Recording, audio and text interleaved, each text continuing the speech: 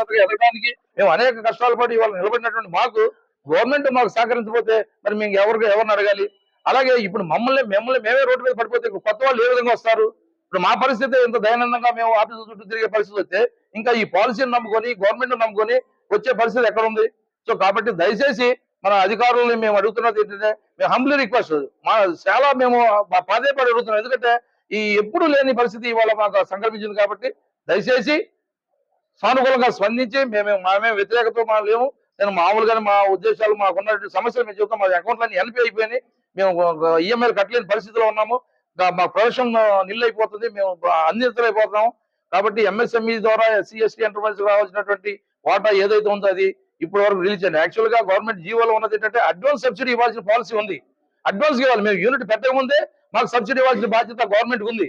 అది ఇవ్వకపోగా చేసి 4 సంవత్సరాలైనా ఇవ్వకపోవటం ఎంత అన్యాయమో అవివేకమో మీరే గమనించాలి. ఆ విధంగా ఇస్తారని ఆశిస్తూ మేము ఈ మీడియా ద్వారా మేము అధికారులు కోరుతున్నాం. Thank you.